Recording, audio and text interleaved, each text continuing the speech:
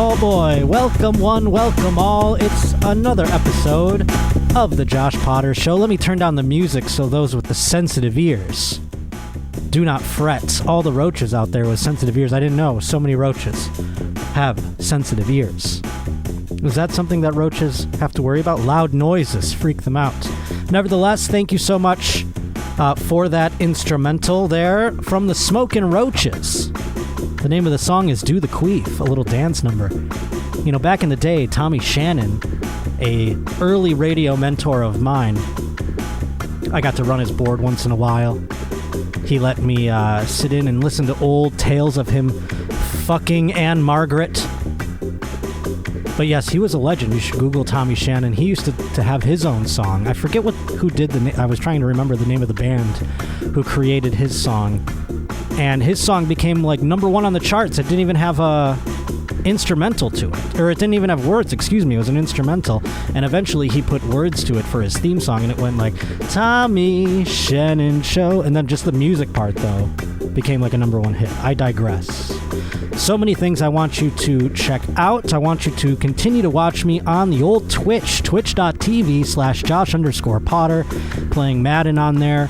Still going to get the baseball out every now and again. I'm not over it, especially with the World Series approaching. We'll get into that a little bit later on in the program. So yes, twitch.tv/Josh_Potter if you are a viewer of the Twitch and you'd like to follow along and view mine.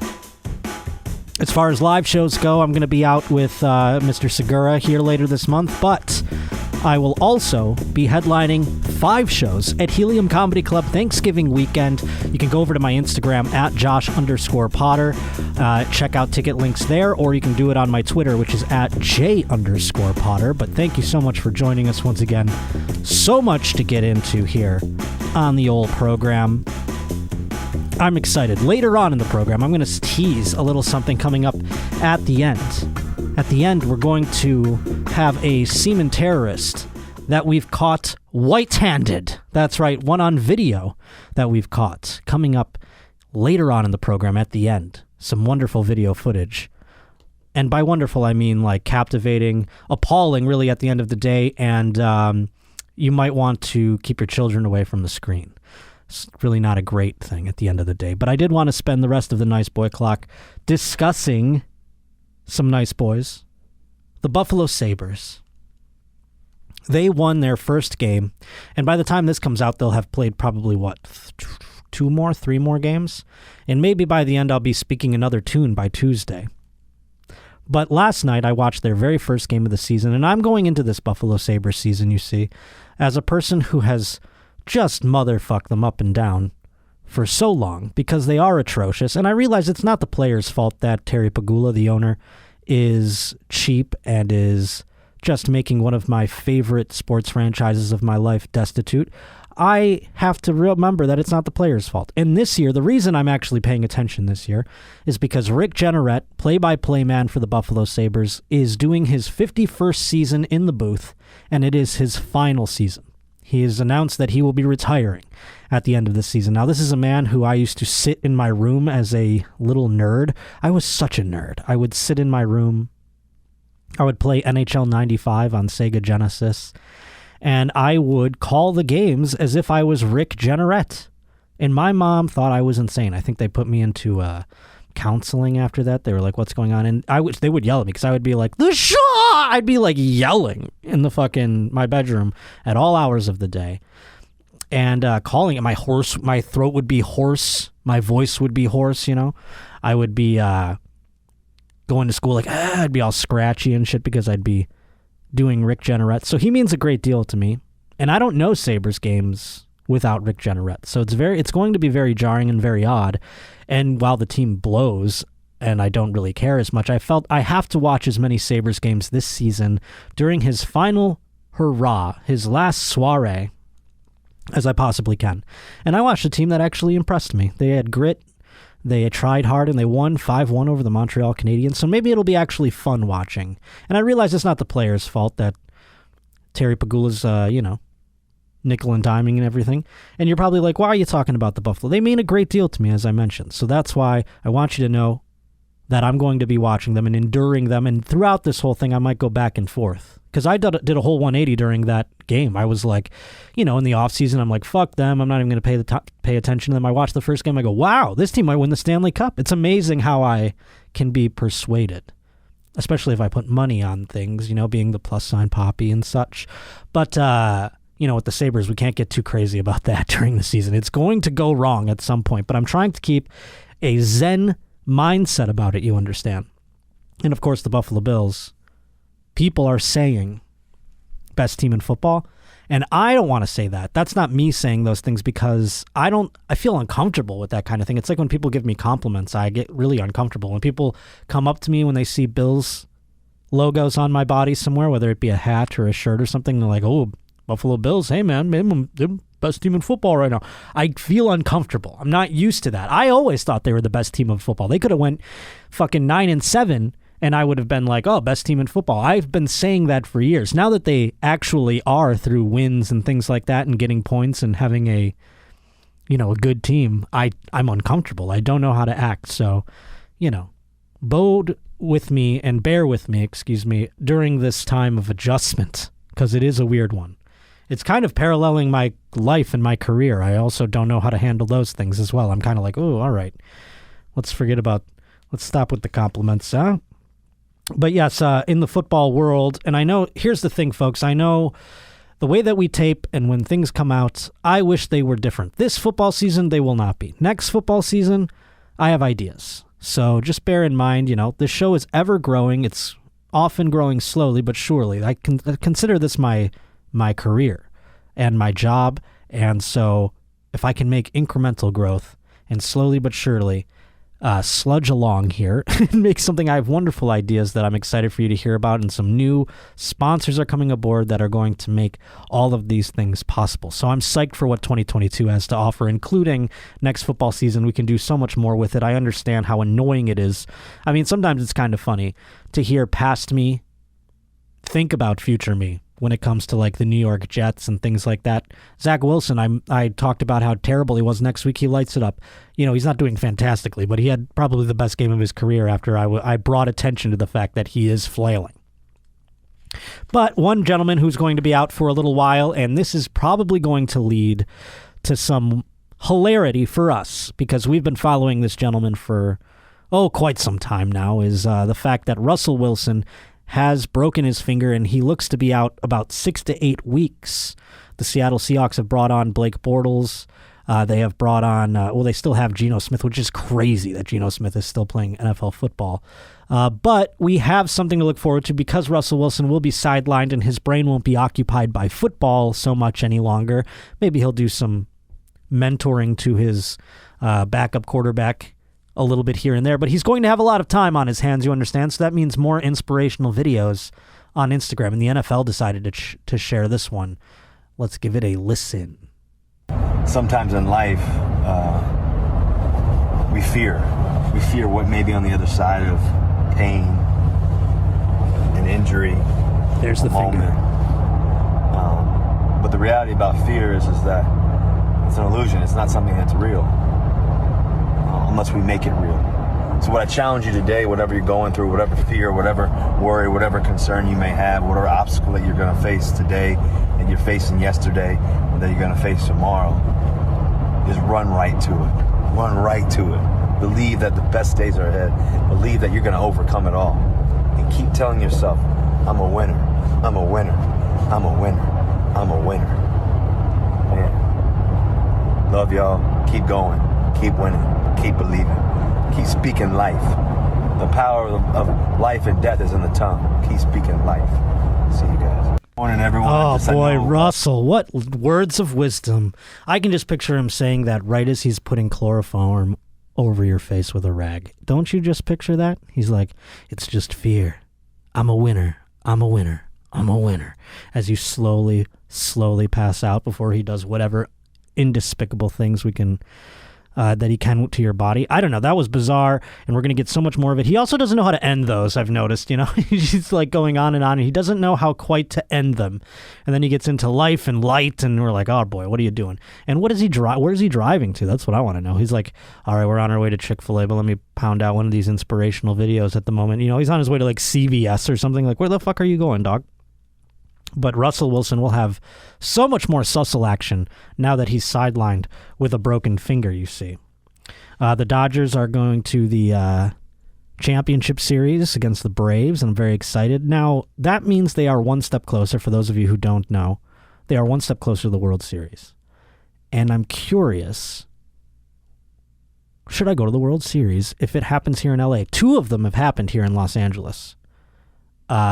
Since I've been here. I want to say maybe even 3 if you count the COVID year, but it might be only 2 counting the COVID year. I think it was 3 since 2017. And of course, they didn't win 2 of them. And then I believe they won, they won the COVID year, obviously. But I'm pretty sure, there was 2 where they lost when I first moved here. And I didn't go, obviously. So now I'm wondering, if they go to the World Series, how much would a World Series ticket have to cost for me to purchase one? And that's a question I guess only I can answer. But I'm curious if you want to take a guess. Kirsten, you should take a guess while we're here.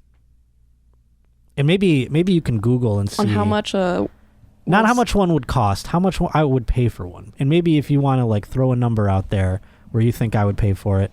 And you can also Google it, although I would see it, I suppose, on the screen, what they are. I'll Google it on my side. Okay, cool. Yeah, Google what they are going for. If they're happening. I don't even know if that would be a thing. If they would even be on sale at this point. I'd imagine they might be. But I'm not sure. Because I'm thinking in my head, like, there's a number. And then there's, like, a number where, I guess anything 4 figures, I would be, like, a little skittish.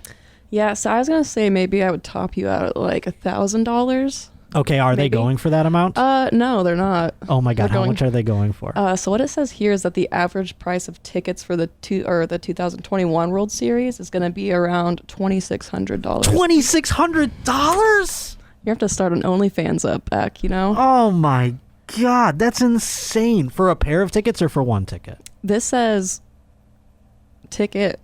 Ticket. So that means if you're buying 2 tickets, that's like $5,000. Oh my God. Woof. I mean, that's steep. I mean, if I bought it, that would be the biggest baller thing I've ever bought for myself, probably. I know you guys are like, some people probably just spit out their coffee or something, I guess. I don't know. $5,000 is insane. And I want to spend it. I want to get to a point where that doesn't sound insane. Where $5,000 doesn't seem nuts. I may have read it a little wrong because it also says here that during the current MLB postseason, there are some as low as $800 to $1,200. Like if you buy them in advance, not knowing where they're going to be? Yeah, I guess. I don't know. That's what it says here. And then it says the most expensive ticket is up to like $12,000. Oh my God, $12,000. Whew. Well, if anyone works for the Dodgers out there and you want to hook me up, there's no chance that I could justify, even if I have the money, there's no way I could justify putting $5,000 down on a game, even though it's the World Series. I just couldn't. It'd have to be the one where they like lift the trophy. I'd need Max Scherzer to jizz in my mouth afterwards that he's so drunk from winning the World Series. I'd need him to like bukkake my face. Not with champagne, with his literal jizz. That's how much $5,000 would have to buy me. Jesus Lord. I would need like Mookie Betts to make out with me if I'm paying $5,000 fucking dollars to go to a World Series game. But today we have Odd Track Numbers who have submitted our remixes. And by the way, you can do the same. I always forget to plug the email up front. But joshpottershow@gmail.com, that's where you can send anything, whether it be a Roach reporting article. And by the way, at the end of the year, I want to do a little thing called the Roachies. And it's like giving out an Edward R. Murrow Award, some of the best reports. So keep them coming. joshpottershow@gmail.com is where you can send those off to. I guess news people make Emmys too. It could be like the Emmys. I always like the Murrow Award, though. That's the radio one. I never got one. It always escaped my grasp. I never knew how you got one. I think the radio station has to like lobby for you to get one and, pay money to the foundation or whatever to get you to win. It's one of those kinds of things. Very many awards are like that, by the way, but nevertheless, ours will not be like that. Even though if you give me a World Series ticket, I might slip you a Rochi. But yes, joshpottershow@gmail.com. That's where you can send off all your articles to be a Roach reporter. You can send off your remixes. Perhaps we'll give awards for that as well, and your instrumentals. So many did as the Roaches did earlier, the Smokin' Roaches, sending in theirs. But Odd Track Numbers, a frequent contributor to the program, has sent in the remixes, and we've already talked quite a bit about sports, but let's get into the hard-hitting sports because an NFL coach has resigned. And no, it's not Urban Meyer.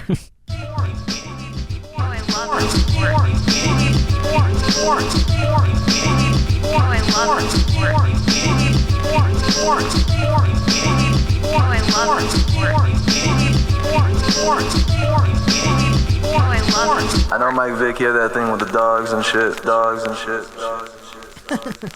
That's Odd Track Numbers making that little remix right there with some Sarah Wineshank and Annie actually making soundbite appearances in that whole thing. But yes, an NFL coach has resigned, and it's not Urban Meyer, though I do think Urban Meyer is probably super thankful now. Urban Meyer looks like a goddamn child compared to what John Gruden has done. And yes, John Gruden, for those who don't know, former now coach of the Las Vegas Raiders. And you're probably like, well, what happened with him, Josh? Well, you see there's a sweeping investigation happening right now of the Washington football team. That is involving some scandal from years back in their owner and front office and the business side of things for that football team. And there's a giant probe, and in this probe, they've unearthed about 65,000 emails. And inside of those emails, so many high-profile people, including John Gruden. And boy, oh boy, it seems like John Gruden's the only guy taking flack from this so far. So far, no one from the Washington football team has gotten anything. But let me tell you what's going on with the Washington football team to give you a little bit of context. 15 women have spoken out, detailing years of alleged sexual harassment and threats of retaliation for those who spoke out.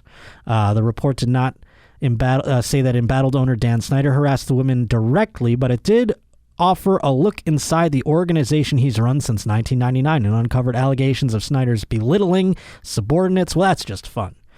If you can't belittle subordinates anymore, I mean, what's the point of even striving to become management at the end of the day? But he also fostered a culture that enabled harassing behavior toward women. So he was kind of like, hey, look at the tits on her.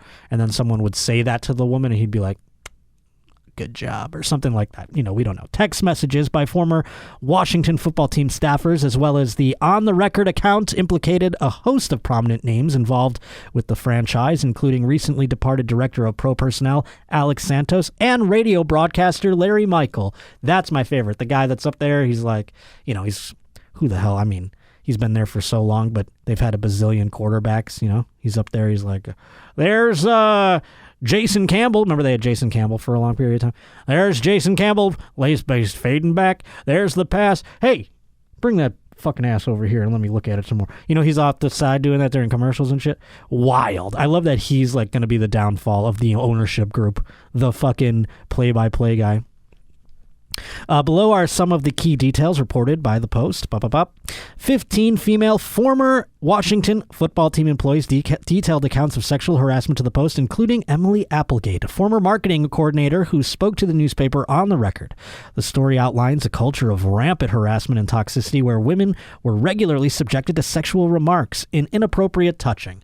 So it sounds like Dan Snyder, though he took things over in 1999, thought he was in 1989 and could just up and down be like, hey, why don't you wear something shorter next time? Maybe you should smile more. All the tropes, I'm sure. All kinds of dad stuff happening, you know, like dad jokes.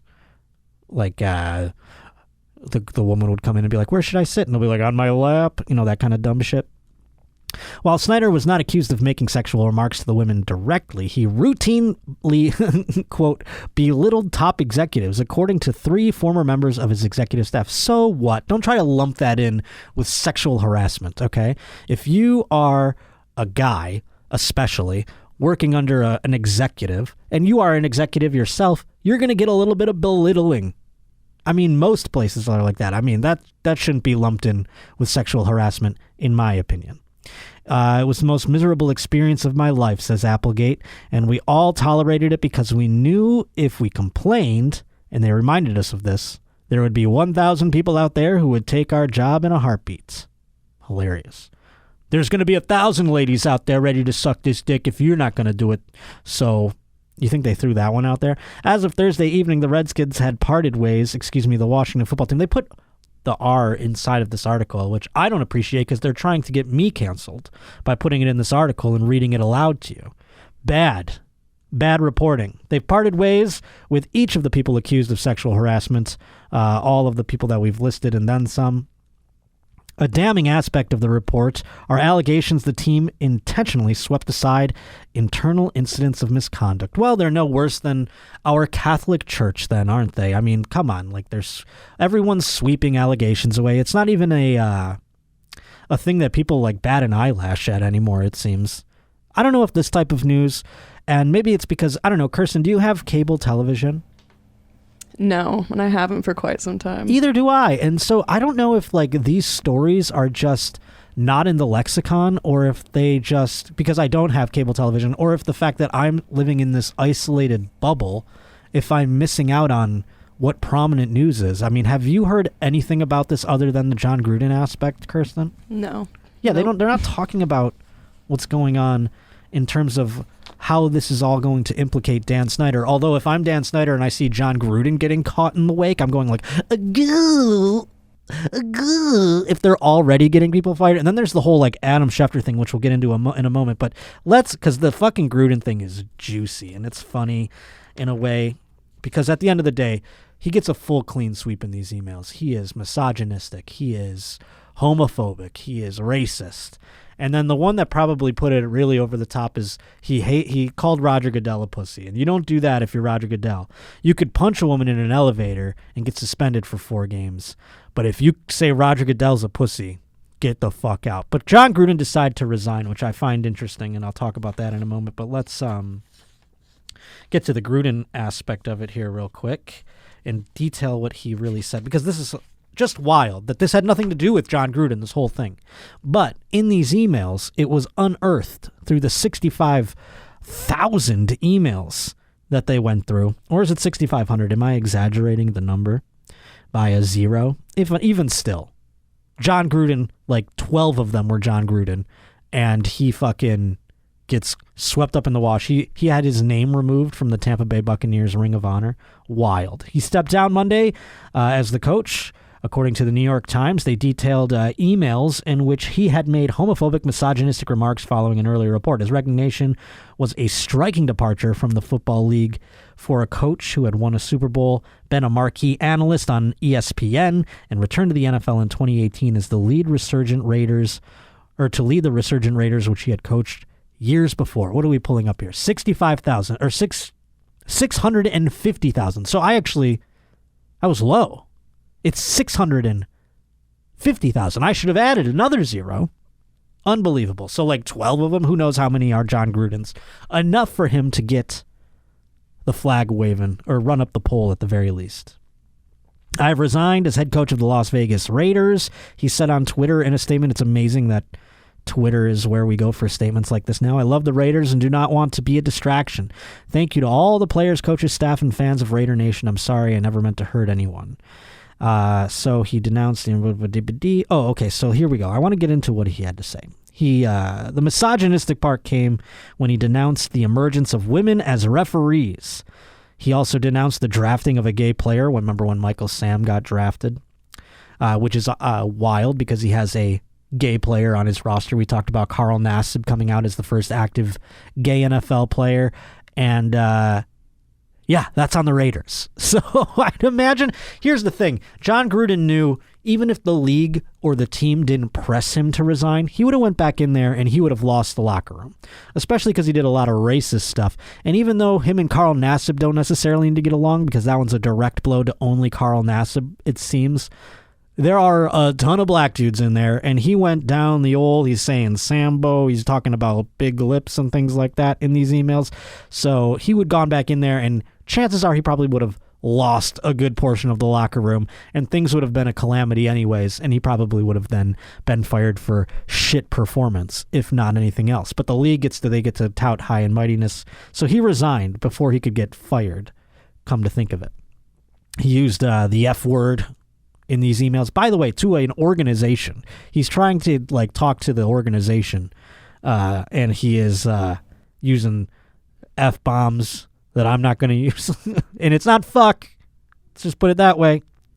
He called Goodell a clueless... he called Goodell the F word, which I think is funny. If you're going to call anybody that name, call Roger Goodell that. But the clueless anti-football pussy, he called him that too. So this was all while he was working for ESPN as a color analysis as well. Here's a juicy one.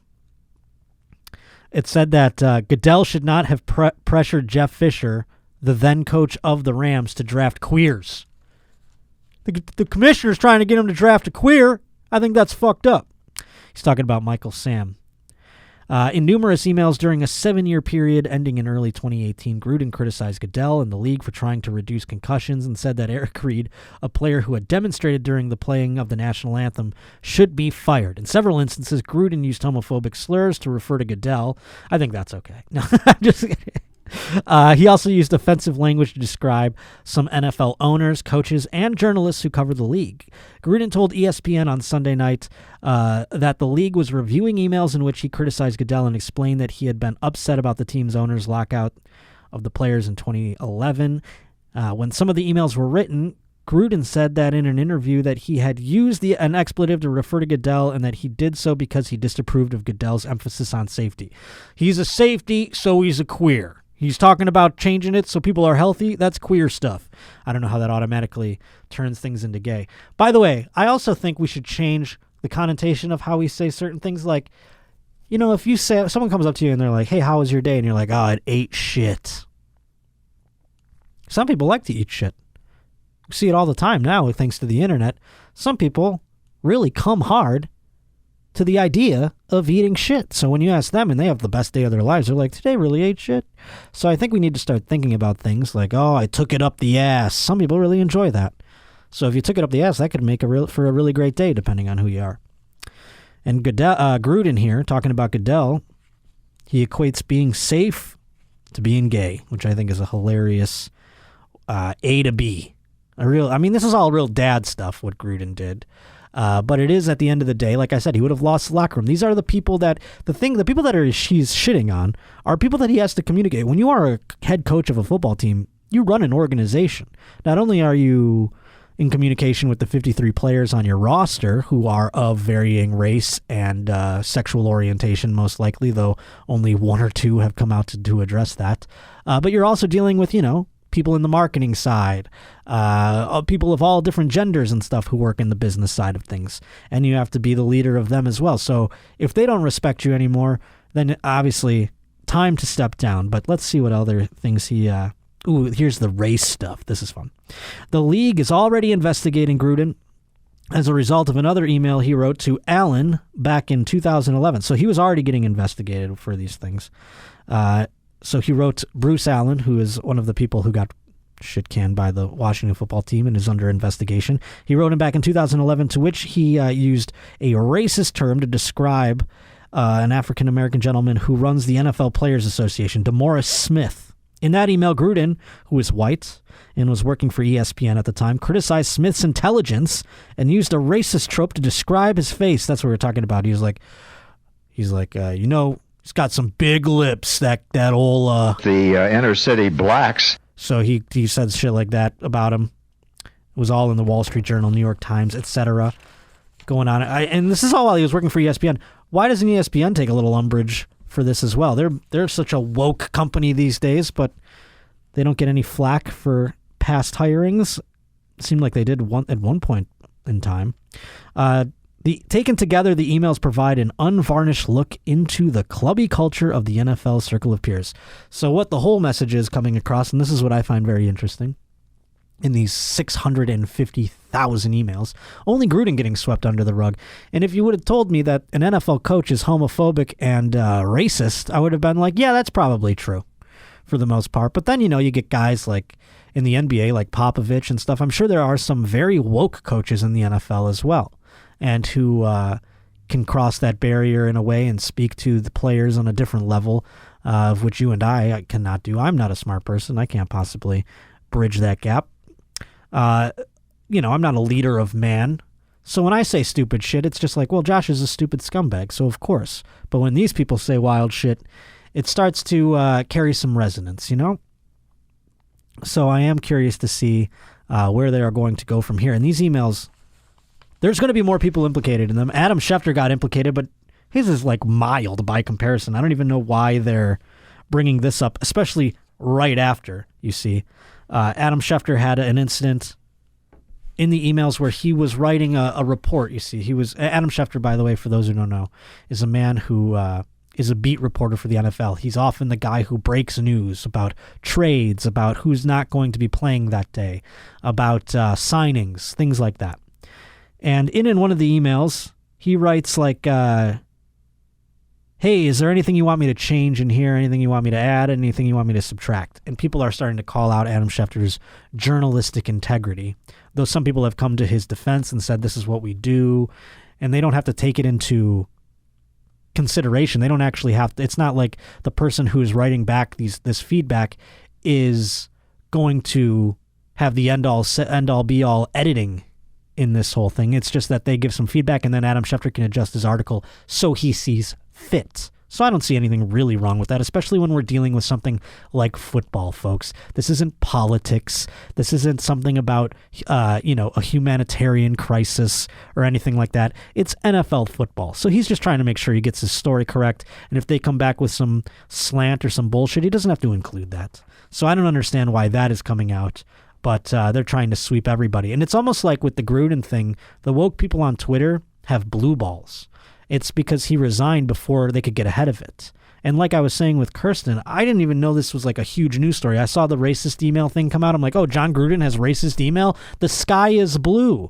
I did, from years ago, of course he says some dumb shit. I'm probably some forwarded chain letter joke or whatever. Turns out it's a little worse than that. But even still, I'm kind of like not surprised. And, it went on and on and on. And then you're like, oh, Jesus. So this story's catching wind. But even still, it didn't feel like it was a victory for the... Like, are the woke people, like, celebrating in the streets that John Gruden got fired? I mean, I don't know what... It seems like they have blue balls, though. They didn't get to have their, like, burn him at the stake because he bowed out before he fucking... anything else happened to him at the end of the day. But yeah, that's what's going on in sports for the most part. Those emails are going to yield so many more resignations, I feel, as time goes on, especially, like I said, because the mob has blue balls over this one thing. They want more blood, and that's a lot of emails to sort through. I would venture to say about 15% of them are going to be juicy. We'll find out. But here's a little bit of a lighthearted sort of thing. We talk about Bill Belichick and my hatred for him. Oftentimes, do not like the man. Never have, never will. I'm trying not to burp on the microphone. And it's because he is the coach of the New England Patriots, and they have just kept their thumb on the Buffalo Bills for so many years, and only in recent time does it seem like we have been able to come out from under that and let the sunlight touch our face so that we may grow beyond the Patriots and their reign. It was almost like, Star Wars. They were the evil empire, and I still consider Belichick to be the emperor. And just like the emperor, spoiler alert, if you haven't seen Star Wars, and you're probably never going to see it, but just like the Emperor, when we think we have him dead, he could reemerge at any moment as a clone, and he could, have some bullshit going on and be ready to take the galaxy again, in this case, the AFC East. So I'm always keeping a weary eye on Belichick. He's never really down for the count until he's gone, officially. And even then, do you think his kid will be, have you seen his kid, Kirsten? Belichick's? I have not, but I'm going to look him up. Oh, my God. This is the heir apparent to Bill Belichick. Like, imagine if Bill Belichick's like Mustafa in Lion King, where he's like, this kingdom will all be yours, everything the light touches. And this is his fucking Simba, Steve Belichick. Go to the one in the second row there on the left. There you go. Look at this fucking mook. He's got a mullet and shit. Yeah, Dad. And I think he got into some trouble back in the day. Back in the day when he was like a kid, I think Belichick has been the coach of the fucking Patriots since the year 2000. So 20 years ago, this guy was like a teenager. I think he got into a little bit of legal trouble back in the day. Let's see. Does it say anything about that? Let's see. Legal trouble. I'm going to Google myself and try and race you. Steve Belichick gets probation for marijuana arrest. Well, that's not so bad. I thought it was worse. But let's see what it says here. Oh, that was, this is out of Massachusetts. The son of, this is back in 2006. The son of New England Patriots coach Bill Belichick was placed on probation Monday for 6 months after being arrested on one count of marijuana possession. I don't really see that as a problem. I'm not going to, as much as I would love to shit on the man. What do you got there? Please tell me it's like child porn. No, just marijuana? Yeah, and it says a very, very small amount. God damn it! I don't want to defend him. I wanted it to be like kiddie porn, something that's like irredeemable, or something that at the very least we can poke fun at it, like where he was caught with like a dildo in his ass on the side of the road after smoking meth. I don't know, something fun, but it's just a little weed. Fuck him. So maybe he's not such a fuck up, but he's got that stupid mullet. I wouldn't trust him with my franchise, Robert Kraft. But Belichick, I like to look forward to a day where he's like Brady to me, where he goes off into another distant part of the NFL, and he doesn't really have any bearing on my Buffalo Bills at any point. But he hasn't so far. But one day I'd like that to happen because I could laugh at these little incidents. Bill Belichick was doing his radio show, and they were discussing how he was texting with the manager of the Boston Red Sox, who I believe is Alex Cora, right? I don't want to say that and then get in trouble. Yes, Alex Cora. He was texting with Alex Cora good luck because, of course, at the time, the Red Sox just won the wild card game and over the Yankees, and they were getting ready to go play in the division series against the Rays, which they eventually won. So he was just texting him a good luck. Him and Alex Cora apparently have texting relationship energy. So he texts him, and he's explaining this on the radio show. And they said they asked Alex Cora about it. He said, that's like the highlight of the year. I got a text from this random area code. That's cool, to be honest with you, for somebody of his status to wish us luck. When it was insinuated that Belichick's message played a role in Boston's eventual win, Belichick seemed skeptical. He said, I don't know about that. That's my best Belichick impression. I don't know about that. I think I do a pretty good one. We've been friends for a while. I really respect what he does and what he's brought to the Sox. See, I'm covering the camera so you guys think it's Bill Belichick behind the microphone. I've enjoyed our relationship, and it looks like he's doing fine. Go watch Belichick talk on YouTube if you don't even know who this person is. Tell me it's not a dead ringer. He's got a good team, and they played well, got a big win. When it was asked if he uses emojis when texting, Belichick gave an expected response, according to this writer. I don't know if this is expected. But he wrote, what are those? Hilarious. He knows what emojis are. Bill Belichick knows what emojis are. And if he was a curmudgeon so much where he wouldn't like them, he would know what they are because he wouldn't like them. No one just doesn't know what emojis are. Everyone has one of these fucking things, and on there, they pop up. There's no default mode where emojis don't show up. You would be like, oh, what the fuck is these yellow faces? What's these yellow faces? Or if you're Bill Belichick, you would have been like, the fuck are these yellow faces?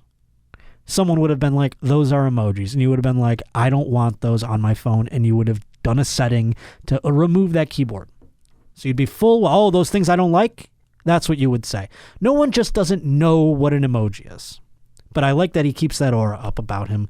That's wonderful, Bill Belichick. And I hope someday you leave the AFC East so I can appreciate little gems like that. For now, I still wish you the worst at the end of the day. Today's Josh Potter Show is brought to us by Babbel.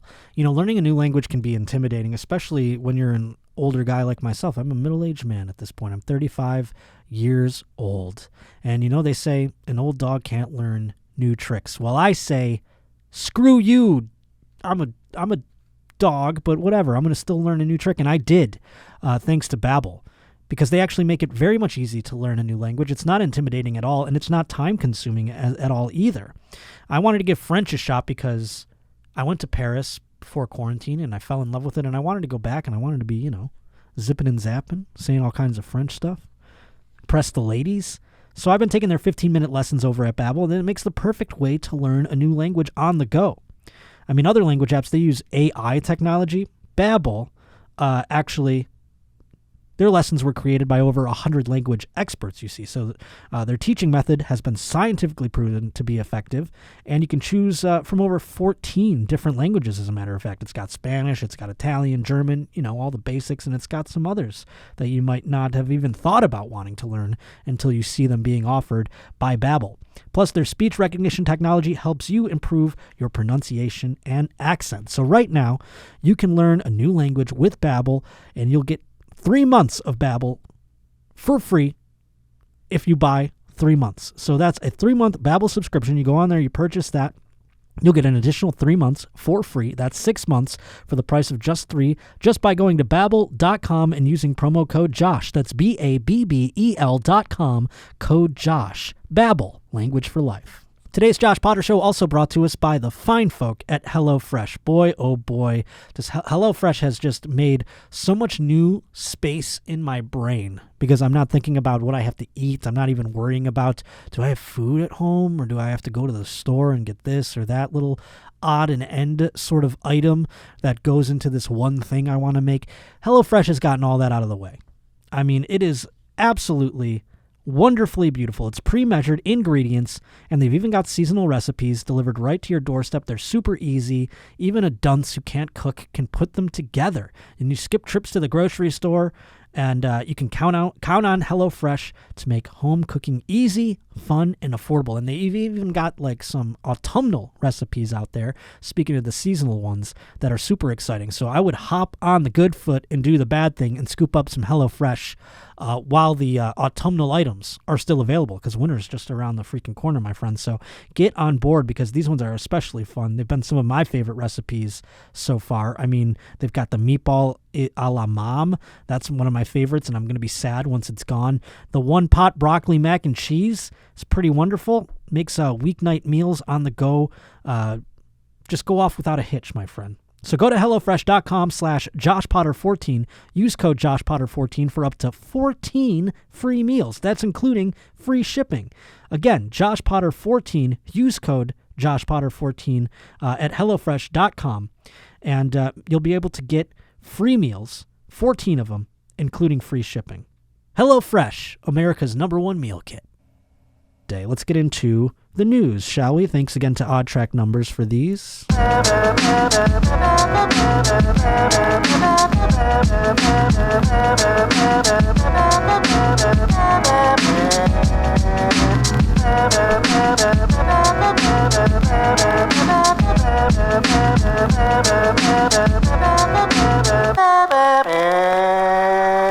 I did screw up one thing. I wanted to get to one more story in the sports, Kirsten, if we could pull up the Trevor Bauer video, because yes, the Dodgers are in now the championship series, the National League Championship Series, playing the Atlanta Braves, and Max Scherzer closing out the division series against the Rays. And Max Scherzer obviously coming aboard the Dodgers at the trade deadline once they realized Trevor Bauer not coming back. And they pretty much made it ironclad. Now, Trevor Bauer, I knew he wasn't going to take this business lying down. If you don't remember the story, by the way, Trevor Bauer, a pitcher for the Los Angeles Dodgers, he was taken to court, a civil matter, I do believe, purely, where a woman he had relations with accused him of abuse, showed photos of her battered face. I mean, he beat the shit out of her. And then there were text messages that came out that showed perhaps she was, and I hate to use these words, this is terrible, these are the words you never use when you're describing a victim, asking for it. Those are things you never say for pure flack, despite the fact that the context of those text messages submitted were suggesting that. That's all I'm saying. So it raised the question, how far is too far when it comes to rough sex? You got to have a safe word. Were those things communicated? Was she, because she went back for seconds and I think thirds. What does that mean in the whole thing? So I wanted to get what's going on with this Trevor Bauer thing? I don't think he'll ever play baseball again. And that might be the most of what happens to him unless he pays money in a civil thing. But he recently, I knew he wasn't going to take it lying down, and I knew he couldn't shut up about it. So here he is to discuss what's going on. Hey guys, I know you haven't heard from me in a while. I look forward to speaking about the false and materially misleading allegations in the future. But for now, this is what I'm able to share with you. One legal matter has been resolved. The judge's detailed decision is available and it speaks for itself. There is a pending matter, which I'm not able to speak about at this time. So with that being said, I'm going to be rolling out some baseball content here throughout the postseason. This is a channel that aims to celebrate baseball culture and entertain. And I love bringing you guys along for that ride with me. So I'll see you all in a video here soon. Maybe we can get him on the program, talk about baseball. That would be wild if I just had Trevor Bauer on my show and I just never brought it up. And I always just talked about it. I'm like, so what do you think's going to happen here in the ALCS there, Trevor? Do you think the lineup needs to be adjusted in order to combat the rotation? You know, we're just talking baseball. We never bring it up. That's what he thinks people are just going to go watch that. I mean, I don't know. It's just one of those things where it's like, you got to at least discuss something, pal. I know it's like legally you can't, so it's just like stay off the microphone. You know what people are watching for at this point. No one wants to hear baseball stuff. It sucks that it doesn't suck. I mean, it's just the fact that he's like going to talk about a team that he played on this year, and he's going to talk about them going potentially maybe he gets a ring. I don't know how long you have to be. I know if there's a certain, like in basketball, if you're on the team for like a millisecond and that team wins an NBA championship, you get the ring. Like, I forget, there's always a guy in like each series where they were traded at some point during the season, or maybe they were cut and they signed with another team, and no matter what the circumstance, they're going to get a NFL or an NBA finals ring. Wild. That can happen in the NFL, I think, too. If you get traded after a certain point, you still get a ring. But I don't know if it happens in baseball. I'm curious if he still gets the World Series ring if the Dodgers win it. So maybe he has that to look forward to. I don't fucking know, but I wanted to play that just so you know that I'm keeping my eye on the Trevor Bauer thing. I'm keeping my eye on it. My one good eye. I'm keeping on it. But let's get back into the news. Like I said, we have some fun stories. This one, to kick things off, is very fun. A California mom hosts sex parties for her son. This from Jason Brown, a Roach reporter out there who sent in an email. He says, "Salutations, Papa Roach. When I was a teenager, my father used to let me smoke cigars with friends while watching football or some other communal activity. This Bay Area mother takes that notion to its apex for her 14-year-old son. Plus his classmates on multiple occasions, it turns out. He says he also grew up in Simi Valley where Lenny Dykstra had a car wash. So apparently this takes place in Simi Valley. I have no idea why he would choose the other side of the coast to have that while he lives in New Jersey. Simi is notoriously racist. That's Jason's opinion. While also hosting the Ronald Reagan Presidential Library and the most dense population of retired police officers. I didn't know baseball could be so gonzo until I watched the 30 for 30. Thanks for the recommendation." Yes, the Once Upon a Time in Queens documentary, yes. That's why he brought up the Lenny Dykstra car wash in Simi Valley. But this woman makes the fucking Lenny Dykstra car wash. Who gives a shit, you know? Who cares about the fucking Lenny Dykstra car wash when you got this woman living in the Simi Valley, right? I don't care about that, not a fig. A 47-year-old California mother has been accused of hosting alcohol-fueled sex parties for her 14-year-old son and friends. So far, she sounds pretty cool. No, his kid's fucking 14, for Christ's sake. Though I do wish, I mean, like, at the end of the day, that would fuck me up and make me completely messed up, and I would look back on it very negatively. Obviously, it's a crime. But I don't know that I can't tell you a part of me wouldn't have been thankful for my mother if she would have done that, you know. Shannon O'Connor was charged with 39 criminal counts, 39, including felony child abuse, sexual assault, and providing alcohol to minors, filed by the Santa Clara County District Attorney's Office on Tuesday. According to the statement of facts by the DA investigator, O'Connor secretly arranged parties at her house and rented accommodations where she provided alcohol, condoms to the teens. Well, at least they were being safe. You can do it under my roof. You don't want them doing it out there. That's the old, I know what they're doing under my roof. I don't want them doing it out there. This mom's kind of a babe. Is that her too with the bleach blonde hair? Pull up that one on the bottom left. Yeah, she's kind of a babe. It doesn't say she was fucking the kids. So she didn't go that far. She's like, I'm not a pedophile. I just let them fuck in my home. They all had condoms, and I gave them alcohol. She was the only adult present. Do you think she would check in and be like, just seeing if Bob has his condom on. You kids have fun. I'm assuming there were 14-year-old chicks there for her 14-year-old son. Unless she's hiring hookers or something, that would make it really fun. Investigators say the teens drank to the point of vomiting, being unable to stand, and even unconscious on multiple occasions, and she encouraged them to perform sex acts on each other, many of which were non-consensual. That's wild. So they were probably passed out and shit. She's like, hey, why don't you suck his dick? She's just standing there. This is like that horror movie, Ma. Did you ever see that movie, Kirsten? I don't know if I'm thinking of the same one you're thinking of. Google it real quick. I forget who's in it. It's like the woman who was in the Black Astronauts movie. What was that movie? What's her fucking name? Is that now. Viola? What's her fucking name? She's like it's Octavia Spencer. Octavia Spencer, my bad.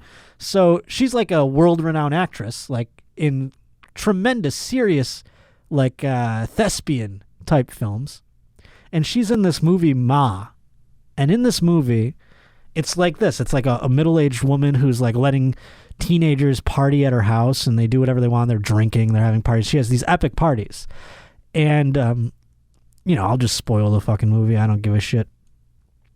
Turns out that she wants to get revenge on a guy from when she was in high school. So she does fucked up shit to fuck with his son, and at one point she makes out with him, and it's this is a high school kid and shit. It's so weird. It's all such a bizarre, it's kind of a shitty movie too, and she plays it's like a horror movie / thriller.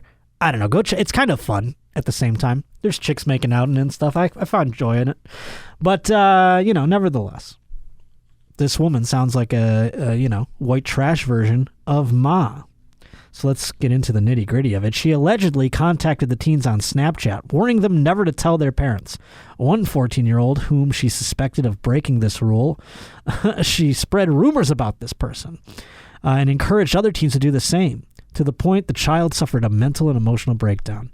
Via Snapchat or text, she would tell the teens to sneak out of their house at night or early in the mornings without their parents' knowledge or consent, pick them up on the street, and drive them to her home. Wild. So what if her kid didn't even want these parties? Mom, it's Wednesday. I got homework. And she's like, we're having another sex party. Get that fucking teen dick ready. Hurry up. Mom, I don't want to. She's like, we gotta mentally break down your stupid friend who tattled too. She's on Snapchat talking to all of them. Mom, can you stop texting my friends on Snapchat? Per the statement, the parties began in the summer of 2020 at her home. One teenage girl, who was the only sober person in the house, recalled being left in charge of a 14-year-old boy who was passed out in the bathroom, covered in his own vomit. The girl asked if she should call 911, but was told no. Obviously, don't be a fucking narc. Shut up, just watch him. Make sure he doesn't puke on his own. Make sure he doesn't choke on his own vomit. She said O'Connor then rushed them all out of the house after discovering her husband was almost home. Oh my Lord! Imagine being that husband who's like, "Honey, I'm home." Has no idea a party was up there. Why is the house trash? There's vomit on everything. Oh, the cat again? Jeez Louise, let's take it to the vet. Stupid husband, just some oaf. Or he just doesn't care. He comes home and he's like, ugh, whatever. Just don't talk to me. On the weekend of October 2nd, 2020, it is claimed that O'Connor rented out a cottage for her son's 15th birthday. So she was doing this shit during fucking COVID. Look at her. She ordered 2 large deliveries of alcohol. Once again, she was the only adult present amongst dozen minors, many of whom could be seen on external cameras urinating, stumbling around, and throwing up all over the back patio. That's the tough part. When you start taking the parties to other residences, now this is on an Airbnb. You don't think they have cameras on Airbnb? God, stupid, dumb lady. Police records show no neighbors had ever called the police to the address. She then bought multiple cases of beer and bottles of liquor and told the teens to hide them beneath the blankets in her backyard and retrieve it once she and her husband had left the house. She told the children's parents it was a basketball and ping pong party. Oh, so people were dropping off the kids to the cottage, and she's like, hide the booze, and then when they leave, you can take it out. We're doing ping pong. Oh, yes, they'll be in bed by 9. not. They'll be sucking dick by 9. Per the statement in December 2020, one of the 14-year-old girls was lying on a bed, heavily intoxicated, when O'Connor handed a condom to another drunk boy and pushed him into the bedroom. The teen girl was afraid, ran, and locked herself in the bathroom. So this woman was like, hey, there's a girl passed out in there. Here's a condom. Go make it happen. The same teen girl who had been in a relationship with O'Connor's son said she was frequently encouraged to perform sex acts with other boys, even though she did not want to. Wild. Mom, can you stop telling my girlfriend to suck other dudes off? It's getting weird. Mom. Come on, Mom. I want her to suck my penis. And she's like, no, son, she's got to be... Yeah, she can only suck yours if you have your 5 friends with you. At one point, she was in O'Connor's hot tub with O'Connor's son and another boy, all drunk, and they all pressured her to let the other boy digitally penetrate her. Interesting. Feeling sick, she left the hot tub and went to lie down in the bathroom. Poor girl. Per the statement, O'Connor brought the other boy up to the bedroom after her and left him in there, where she was digitally penetrated. Jesus, Lord. So she's in there. She's just like encouraging everyone, get in there, finger bang everybody. It'd be wild if she was making the boys do that too. Go, hey, Tim's in there. Why don't you go in there and finger bang him? Mom, again? Stop. She asked O'Connor afterwards, why did you leave me in there with him? Like, why did you do that? Like, you knew something was, or you knew he was going to do something to me. 30 minutes, that was like way too long. Like, you can't do that. O'Connor reportedly laughed in reply. Yikes. Later in that month, according to the statement, after once again supplying her son and 2 friends who were brothers with alcohol, O'Connor was driving with the children, drinking in her SUV. That's this lady, you know, you would think she's so out of pocket that she would just try to keep certain things under wraps, but it's like she wants to get caught. She's like, well, maybe if I drive around drinking in my SUV, I'll finally have this nightmare that I've created come to an end. Like, why would she? I guess if you're just, you're throwing caution to the wind on a lot of other things, maybe you just crack one in your fucking SUV and drive around Los Gatos High School parking lot. While one of the brothers was driving, she let them drive too. While one of the brothers was driving, the other was hanging on to the back. He fell off and was knocked unconscious. Trying to lift him into the car. So she's just like all over the place reckless. We don't need to hear about that. I like how I'm like, well, they had a little car folly. And I skip over that. Meanwhile, this poor teenage girl's getting fingered and she doesn't want to be. And I'm like reading the whole fucking thing about it. That's what happens on this show, unfortunately. It is the Josh Potter Show. And that leading off the news. I've never had... there were kids. This is how big of a loser I am. And I'm starting to remember how big of a loser I am in many contexts because I think COVID made me remember what a big fucking loser I am and coming out of it. I don't get invited to many parties these days. When I moved to LA, I knew very little people. And then COVID struck while I knew very little people. And now I'm coming out of it going like, oh yeah, you never really met anybody. I'm slowly like gathering friends, but I don't get invited to fun parties where people are doing blow and, bad things happen, but I don't get invited to those types of parties. Unfortunately, I have to make my own parties. But back in high school, I never was either. And I remember there was a very popular girl in my class who had a party that was like this, where it was like there were kegs there and stuff. I'm like, oh man, I wish I got invited to that party, even though I don't know what I would have done. I would have been like the Joker says he's a dog chasing cars. Doesn't know what he would do if he caught one. That's how I'd be at those parties. If I got invited to one, I don't even know how I would act.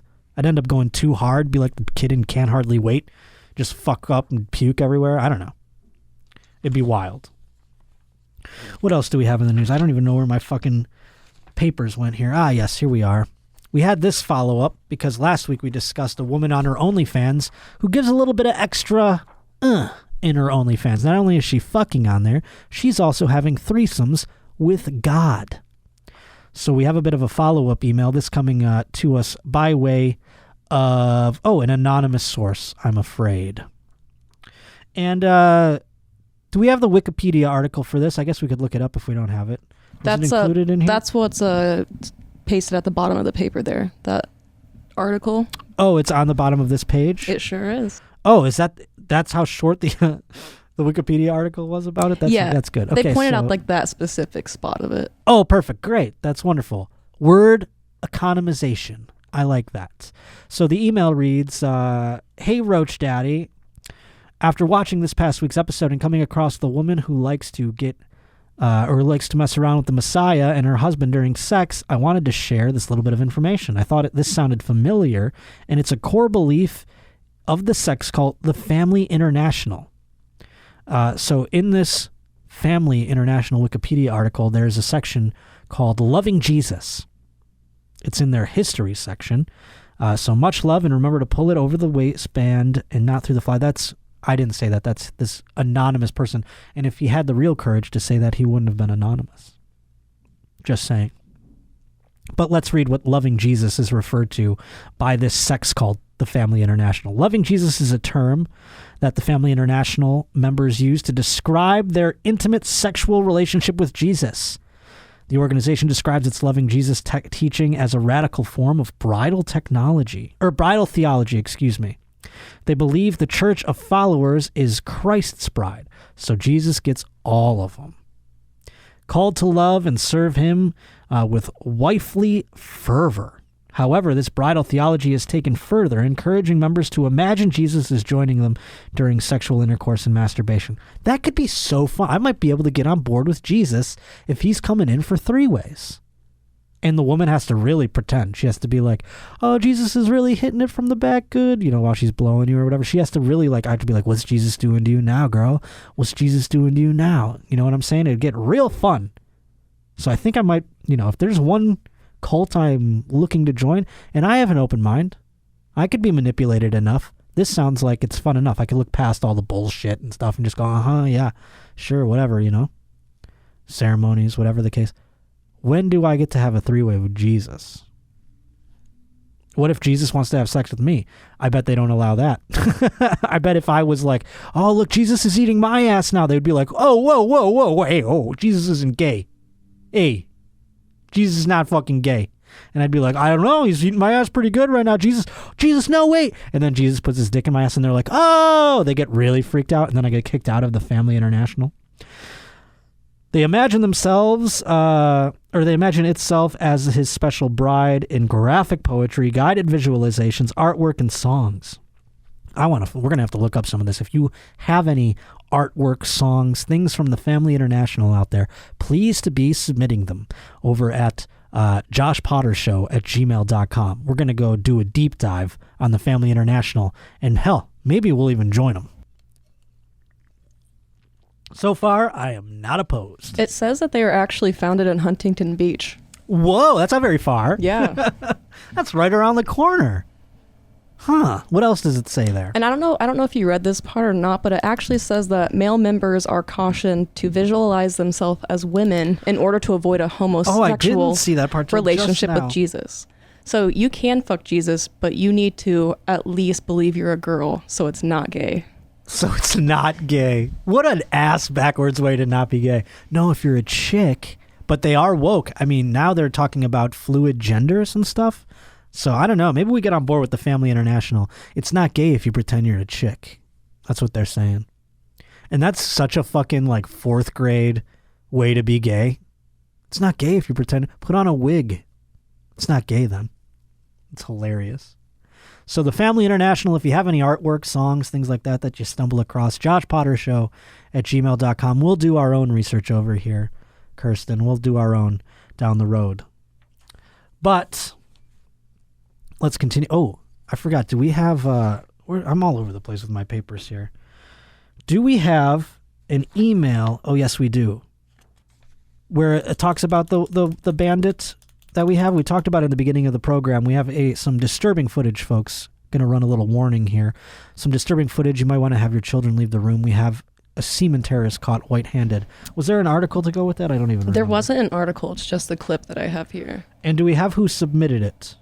I don't have that either. Oh, why did I? Oh, because you know why? I had so many people send this to me. That's why I couldn't put one person on it. I had lots of emails send this video and lots of DMs on Instagram, as a matter of fact, send this video my way. That's why I didn't put anybody on it and give Roach Reporters credit, because all the Roach Reporters came out scurrying from under the fridge to send me this video.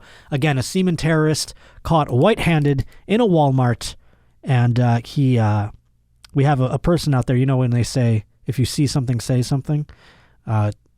We have sort of a Todd Beamer, if you will, in this case, where he saw something. He didn't say something. He took action. He was like, let's roll, and he kicked this semen terrorist in the head. Okay, let's play the video. He ejaculated on that lady. He ejaculated on that lady. On the lady or either the child, on the child. Uh-oh, on a child? Oh. Look, nasty ass. Come on. Oh, boy. Beat his ass. He got every right to beat his ass. He should have beat his ass. Some semen terrorism, vigilantism. That's his son. He nasty. He need to beat his ass. He need to beat his ass. No, he don't. He ain't got to go nowhere. He shouldn't have been doing no nasty shit like that in the first place. This man ejaculated on this little boy leg. In Walmart. Lord. In Walmart. Just fucking nasty. Pause it for a second. As if outside of Walmart it would have been A-okay. She was like, this man ejaculated on this boy's leg in Walmart. Oh my God, in Walmart? What if he did it anywhere? There is no place you can ejaculate on a kid's leg, and it's like chill. Anyhow, keep going. She's shocked about the wrong stuff. He tried to knock the head off his motherfucking ass. Fucking nasty. This little boy. This is a child. Just now, how you walk around the store jacking off? He's disgusting. He need to beat his ass. He need to beat his ass. Now you talking about he's sorry. Can you pause that one more time? It's just, I wish we had some more, I wish this woman would have elaborated on how this occurred. I mean, apparently this man was walking around Walmart cranking his D, and he got cum not only on a lady, but on the child's leg. You'd have to get pretty close. Is it this man, I mean, I'm only speaking from my own dick and its experiences. I don't know that I could, I mean, how far, the furthest I've ever gone, I don't know, maybe 2 feet. I can't think of how far. I've never really tried to, like, in my heyday of coming and jerking off, I've never, like, saw how far I could shoot it.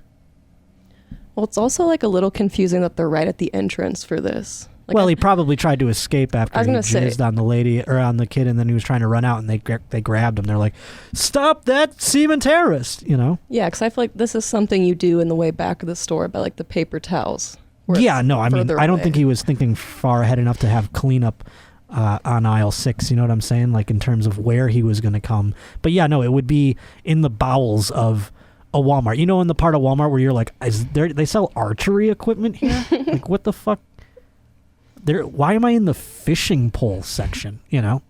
There's just tires around. That's where I'd imagine. But there's not a lot of traffic there. If he needs the traffic to come, let's continue. Sorry, that's nasty. You wait till you get home for that. You wait till you get home for that. Another son, honey. Pause it again. I like that she has advice for this man. You wait till you get home to come on legs. Keep going, I'm sorry. Try to knock that bitch so loose.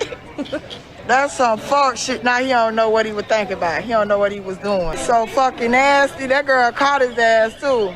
How you do that to a child in the damn store? This lady, pause it. She asking wild questions. Not, how can you do this to a damn child? She could have just stopped it there, but she was like, how do you do this to a damn child in the store? You take that shit home and do that. Like, wild. Keep going. Ain't no saving his ass now. That man tried to knock that bitch head loose. Why would you do that in public? We in Walmart. You just walk around jacking off. We in Walmart. I want that just as my ringtone now. We in Walmart. Because if he was jerking off on kids at home, it would be chill. But it's like, was he just... This is the other thing that it makes me wonder. Was he in the bowels of the store jerking off? Not that this would make it better. And like a kid was running around the store as kids do, and it just so happened to turn the corner of the aisle, and this guy was like, you know what I mean? I don't know. Let's play it some more. Maybe this woman will provide some context in her That shit could have waited till you got home. Oh, it's on the lady leg. Oh, it's on the ladies' leg. Oh, there go the police, honey. Oh, you going to jail. So the lady's leg makes a little more sense than the kid's leg. Like, it seems like he was like, oh, and then he knew what lady. That's a semen terrorist right there, seeking it out like that. If he was seeking the kid out, big time semen terrorist too. But I'm just saying, it seemed we're going off the commentary of this woman, you know. It's like pause it one more time, I'm sorry. It's like 9/11 when we didn't know what was going on. We're like, there's a bomb in front of the Capitol. There's a bomb over here. We didn't know who was a suspect and who wasn't. We were all weary-eyed. That's how this woman is acting. She's just saying wild shit. Keep going. On the lady leg. Just nasty. Fucking nasty. Put his ass in handcuffs, because this is a straight pedophile. How the fuck you walk around doing all of that? Now he get mad with his daddy. That was on her leg. Fucking nasty. Put his ass in handcuffs. She said, beat his ass, Mr. Police Head. What did I do? Oh, yeah, you going to jail, nasty bitch. And why your mama done one in here with your ass? Bitch, you can't control yourself. You need to be with somebody. He need to go to that, but that daddy was fit. His wife was finna. Her husband was finna beat the shit out of him. All right, she couldn't get it out there. She couldn't. She was like trying to get too much. She was getting a little crazy. She's like, he finna beat. But keep going. Bitch, you deserve to go to jail. If you ain't from here, you ain't going nowhere for a long ass time. There you have it, folks. A semen terrorist caught white-handed. Pleased to be sending your videos, as so many sent that in, to joshpottershow@gmail.com. People also DM'd it to me, etc. You can follow along on Instagram @J_Potter. I don't read the DMs that often, so keep sending your stuff to joshpottershow@gmail.com, please. @Josh_Potter, though, is the Instagram. You can buy tickets up there for my shows. You can also go to my Twitter, which is @J_Potter. Pleased to be following along with all of that. Also, live shows. Like I said, I'll be on the road later this month with Tom Segura. You can keep your eyes peeled for that. I'm not going to say which cities, but I will say I will be headlining a show in Buffalo, New York, 5 shows to be exact, an entire weekend of shows. Thanksgiving weekend in my hometown. First time back since before COVID, so I'm very excited. I can try and sneak in a Bills game and a Sabres game in there as well. Lots of fun to come as far as that trip goes. But you can get tickets up on those places I mentioned before, my Instagram, my Twitter, or you can go to the Helium website and get them there as well. November 26th through 28th. I'll be doing 5 shows there. But thank you so much for joining us once again on The Josh Potter Show. Got some merch perhaps coming this fall, which I'm in discussions about. I'm excited for that. And the show is going to keep growing, friends, so thank you for being here at the ground floor.